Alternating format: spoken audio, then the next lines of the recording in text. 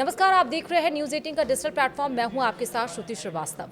वैसे तो देश की अर्थव्यवस्था कई सारी चीज़ों से डिफाइन होती है, लेकिन इस समय अर्थव्यवस्था में उथल पुथल जिसने मचाया है वो है पेट्रोल डीजल की प्राइस ने, साथ ही एलपीजी सिलेंडर ने, तीसरा सोने चांदी के रेट ने, और चौथा आप सभी को मालूम है ये किस वजह से हो रहा है। ये हो रहा है ईरान और अमेरिका के युद्ध की वजह से, जो ख़त्म होने का नाम नहीं ले रहा है। अब सवाल ये कि आखिरकार पेट्रोल डीजल कितना बढ़ेगा, कब तक बढ़ेगा और इसका असर क्या होने वाला है। असर ये है कि राजधानी दिल्ली में जो कमर्शियल व्हीकल्स हैं वो 21 से लेकर 23 मई तक हड़ताल पर चले गए हैं। सोने चांदी के रेट इतने ज़्यादा हाई हो रहे हैं, इतने ज़्यादा फ्लक्चुएट हो रहे हैं कि उसका असर सीधे मार्केट पे पड़ रहा है। और युद्ध कब तक रुकेगा ये भी हम बात करेंगे। साथ ही इस पॉडकास्ट में हम आईटीआर का भी जिक्र करेंगे। तो तमाम मुद्दे हैं, हमारे साथ बने रहिए। हमारे साथ हैं मार्केट एक्सपर्ट्स इकोनॉमिक्स रंजीश जी, बहुत बहुत स्वागत है आपका हमारे इस पॉडकास्ट में। और सबसे पहले शुरुआत हम करेंगे रजनीश जी कि पेट्रोल डीजल के प्राइजेस आखिर इतने हाई क्यों जा रहे हैं और कब तक जाएंगे। आज भी 90 पैसे बढ़ गए। आपका बहुत वैलिड क्वेश्चन है। और एक्चुअली हमारी जो कंट्री है, हम एनर्जी के मामले में सबसे बड़े हम लार्जेस्ट कंज्यूमर है एनर्जी के। राइट। और हमारी जो एनर्जी की डिपेंडेंसी है ये बाहर पे है, ग्लोबल है। हम 85 से 88% क्रूड हम बाहर से खरीदते हैं। अब ऐसे में सोचिए कि हमारी इतनी बड़ी कंट्री है और इतनी एनर्जी की रिक्वायरमेंट है, तकरीबन 5 मिलियन बैरल हम रोज़ कंज्यूम करते हैं। 5 मिलियन बैरल। 85 से 88% हमारा बाहर से क्रूड ऑयल इंपोर्ट होता है। ऐसे में अगर मिडिल ईस्ट टेंशन की वजह से या कहीं पे भी दुनिया में टेंशन होने की वजह से अगर क्रूड की प्राइसेस बढ़ जाए तो हमारे देश में उसका इफेक्ट तो आएगा, नेचुरली आएगा। जैसे हम देखेंगे क्रूड का पहले जो प्राइस था वो $70 पर बैरल हुआ करता था। अभी पीक में ये 126 भी चला गया, जो 80% इंक्रीज़ है। तो अगर हम देखें कि 80% इंक्रीज़ हुआ है तो डोमेस्टिक मार्केट में उसका क्या असर है। डोमेस्टिक मार्केट में बहुत दिनों तक 95 रुपये मेंटेन रहा। अभी जाके ये 3 रुपये बढ़ा था 2-3 दिन पहले, और आज से 90 पैसे फिर से बढ़ाए गए हैं। तो ये सरकार की मजबूरी है। बहुत दिनों तक हम इसको हैंडल करके नहीं रख सकते हैं, क्योंकि ये इंटरनेशनल मार्केट से तय होता है। देखिए इसमें दो चीज़ें, एक सप्लाई, एक दूसरा प्राइस। जो सप्लाई है वो हमारे हाथ में है। हमने ये हमारे 1 लाख पेट्रोल पंप्स है, उससे ज़्यादा पेट्रोल पंप्स है, उस पर हमने ये इंश्योर किया हुआ है कि कोई पेट्रोल पंप ड्राई नहीं हुए इस दौरान। लेकिन जो प्राइस है वो तो इंटरनेशनल मार्केट से ही तय होते हैं। उसमें भी सरकार ने पहले एक्साइज ड्यूटी को कम किया और बहुत हद तक लॉसेस को जो ऑयल मार्केटिंग कंपनीज होती हैं उसने ऑब्जर्व किया और वो जनता तक आने नहीं दिया। और 3 रुपये या 90 पैसे का इनका जो प्राइस इंक्रीज़ है ये पार्शियल पास ऑन है, फुल पास ऑन नहीं है। अभी भी उनको तकरीबन ये पास करने से पहले 1000 करोड़ रुपए का पर डे का घाटा हो रहा था, तो थोड़ा सा उनको 25% घाटा उनका कम हुआ है, ऐसा अनुमान है। तो प्राइसेस तो इंटरनेशनल मार्केट से तय होती हैं, और अगर इंटरनेशनल मार्केट में अगर $100 के ऊपर रहा तो आने वाले टाइम में ये प्राइसेस और बढ़ सकते हैं।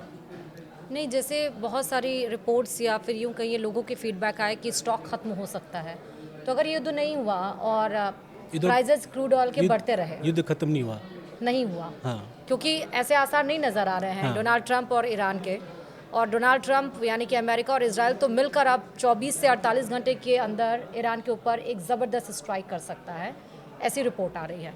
तो उसके आधार पर अगर युद्ध नहीं खत्म हुआ, मान लीजिए 1 या 2 महीने, और क्रूड ऑयल के प्राइसेस ऐसे ही हाई होते रहे, तो what next for India. Prices बढ़ेंगे, उसका इफेक्ट ये होगा कि इंडिया में इन्फ्लेशन बढ़ेगा।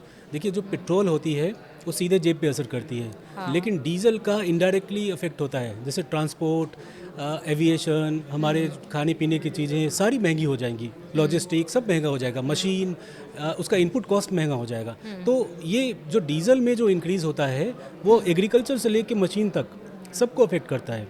तो उसका बहुत सीवियर इफेक्ट होगा अगर ये प्राइसेस ऐसी बढ़ते रहे तो। और इंटरनेशनल मार्केट में अगर प्राइसेस थमे नहीं, अगर $100 तक नहीं हुआ, तो भारत सरकार बहुत दिनों तक इसको ऑब्जर्व नहीं कर पाएगी, या ऑयल मार्केटिंग कंपनीज भी, उनकी बैलेंस शीट की हालत ख़राब हो रही है। ठीक है, तो मतलब क्या करेंगे, मतलब फिर उसके बाद से पेट्रोल पंप बंद हो जाएंगे, मिलेगा ही नहीं हमें पेट्रोल पंप तो डीजल? कभी बंद नहीं होगा और ये सरकार ने बहुत ही अच्छे तरीके से इसको मैनेज किया हुआ है। हमने पहले हम 27 कंट्रीज से मंगाते थे, आज हम 40 से ज़्यादा देशों से मंगा रहे हैं। यही रीज़न है कि हमारे यहाँ पेट्रोल पंप ड्राई नहीं है, हमारे यहाँ अवेलेबिलिटी है, प्राइस का इशू है जो हमारे कंट्रोल में नहीं है। तो अवेलेबिलिटी तो रहेगी, हम रशिया से मंगा सकते हैं, हम यूएसए से मंगा सकते हैं, लेकिन प्राइस अपने हाथ में नहीं है। क्योंकि इसी के आधार पर भारत में तो 3 रुपये 90 पैसे पेट्रोल और डीजल की और सीएनजी के प्राइस हाइक हुए हैं, लेकिन आप पड़ोसी को देशों को देखिए, नेपाल को देख लीजिए, श्रीलंका, पाकिस्तान, यहाँ तक कि अमेरिका में 44% टू 48% वहाँ पे पेट्रोल और डीजल के प्राइसेस हाइक हुए हैं। पाकिस्तान का नाम लिया, वहाँ 400 रुपये प्रति लीटर प्राइसेस हैं पेट्रोल डीजल के। और यूरोप के कुछ कंट्रीज़ में तो 200 रुपये तक ऊपर चले गए हैं। हमारे यहाँ अमेरिका में 44 टू 48% चले गए। हाँ, तो ये सारी डोमेस्टिक से नहीं होता, ये इंटरनेशनल मार्केट से, उसके क्रूड ऑयल के प्राइसेस से रिलेट करते हैं। हमारे यहाँ बहुत हद तक गवर्नमेंट ने इसको कंट्रोल किया हुआ था और 95 रुपये से ऊपर नहीं बढ़ने दिया गया था। अभी 3 रुपये और 90 पैसे का मामूली इजाफा मैं ये कहूँगा कि मामूली इजाफा हुआ है, क्योंकि अगर फुल लॉसेस पास करने की बात करूँ तो शायद ये 20 रुपये बढ़ जाते। तो आप सोचिए 20 रुपये के कंपैरिजन में 3 रुपये 90 पैसे बढ़ा। लेकिन इसके बाद ये भी बोला जा रहा है कि पीएम की अपील के बाद ये 3 रुपये बढ़ गया, ऐसा क्यों? ये पीएम के अपील के बाद नहीं बढ़ा है। पीएम ने जो अपील करी है वो अपने फॉरेन एक्सचेंज मैनेजमेंट के ऊपर भी बात करी है। जैसे आपने देखा होगा कि हमारी कंट्री की जो करेंसी है INR, वो गिरती चली जा रही है 96 रुपीज़, और वो ऐसा एक्सपेक्टेड है कि 98 और 99 रुपीज़ भी हो जाएगी।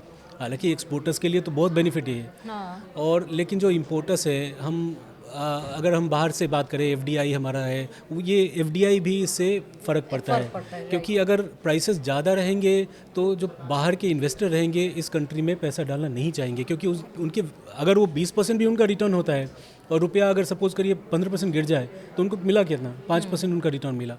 तो प्राइसेस अभी फॉरेन एक्सचेंज मैनेजमेंट का एक वॉर हो चुका है, ये सिर्फ ऑयल और पेट्रोल और डीजल का वॉर नहीं है। राइट। तो ये फॉरेन एक्सचेंज बचाने के लिए ये प्राइम मिनिस्टर ने जो अपील करी है कि आप हो सके तो ऑनलाइन काम शुरू कर दीजिए, जैसे हम कोविड में किया करते थे। स्कूल्स से भी अपील करी है और कोई ऑर्डर पास नहीं किया गया है कि आपको ऐसा करना ही पड़ेगा। तो आपको ये सोचना पड़ेगा कि ये गवर्नमेंट ने क्यों किया। ये गवर्नमेंट फ्यूचर में आने वाले प्रॉब्लम को एंटिसिपेट कर रही है।